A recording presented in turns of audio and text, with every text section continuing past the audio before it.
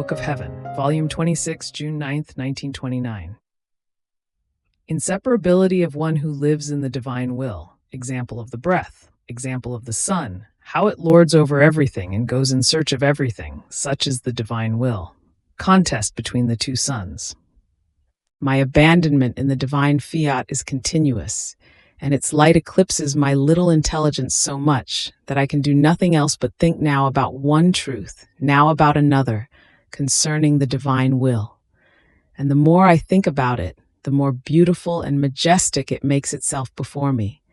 And with an unspeakable love, more than a tender mother, it opens its womb of light and delivers a birth of light to enclose it in its little daughter. Now, while I was in this state, my sweet Jesus told me, "My daughter, each breath is the life of the next one that follows. So much so that as one is about to release one breath before it is emitted completely, it calls for another breath. So it can be said that the breath has its life and gives life to the creature because it is continuous. They are so united and close among themselves as to be inseparable. And so also for the beating of the heart. One heartbeat calls for the life of the next heartbeat. And the continuous beating forms the life. So much so that if the breathing and the beating cease, life no longer exists. Such is the soul who does and lives in my divine will. Her identification, her closeness with it, is such and so great, more than our breaths and heartbeats close among themselves. Therefore the acts done in my divine fiat are like many breaths or heartbeats which the creature does in God, in such a way that she becomes the divine breathing, and my fiat forms her breathing. So it is life that they mutually exchange to form one single life. Therefore the acts done in our divine will are inseparable from us, and we feel the contentment of breathing our work and of feeling as our own the work which has come out of us, and of letting her live in our house and so close to us as to breathe her very breath. Then I continued doing my acts in the adorable fiat, and my always lovable Jesus added, "My daughter, from the height of its sphere, the sun extends its great wheel of light and embraces the earth, giving it the life of its effects of light, so as to make it germinate. It gives the kiss of life of its light to each plant, to each flower, to each tree, so as to impress upon each plant, for some the life of fragrance, for some color, for some sweetness. It wants to give its embrace and kiss of life to all. It denies itself to no one. It does not reject, whatever the thing might be, even the tiniest blade of grass.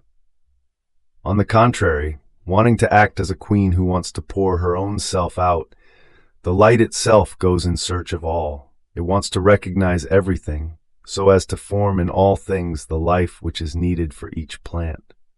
It would not feel itself queen, nor the right to be queen, if its light did not give its life to everything, so much so that in its great wheel of light it encloses everything, and it seems that all lap up the life, the beauty, the variety of colors, the growth from the light of the sun, nor does it skip over the sea, the rivers, the mountains, to form in them its silvery tints, and the horizon of gold and of silver in the background behind them. Oh, how the sun lords over everything with its light, but not in order to oppress or do harm to anyone, rather to vivify, to embellish, and to give itself as life of everything. It seems that, in its mute silence, it says to all, 'How much I love you! My love is as vast as my great wheel of light. My love for the earth is substantial and full of life, nor do I ever change. From the height of my sphere, I am always at my place, to embrace it, love it, and give it life. Therefore, the earth lives within the great wheel of its light, and each thing keeps its mouth open in order to receive the life of the effects of the light of the sun. Oh, if, may this never be, the sun could withdraw from the earth, or the earth could oppose receiving the goods and the life of the light of the sun, there would be no daylight, but perennial nighttime, and the earth would remain without life, without color, sweetness would not exist, more than squalid misery. What a dismal change! what terror would the earth become? Such is my divine will, more than sun for creatures. In its endless great wheel of light, it goes in search of everyone, to make itself be recognized and to form in each creature its life of beauty, of sanctity, of light, and of infinite sweetness. It wants to destroy all bitternesses, uglinesses, miseries in them, and with its kiss of life breathing over them, it wants to transform them into what is good, beautiful, and holy. But, alas, the sun created by my fiat does so many prodigies for the earth, and with its own unique majesty it lays over it its mantle of light, of beauty. And at each of its touches, it gives the life it possesses to each plant. And my fiat remains with the sorrow of not being able to communicate the goods it possesses and its divine life to souls, because they oppose receiving it, and do not want to lap up the light of my volition, and therefore they are like the earth if it could oppose receiving the light of the sun, in full nighttime, squalid, weak, and many of them are terrifying to look at.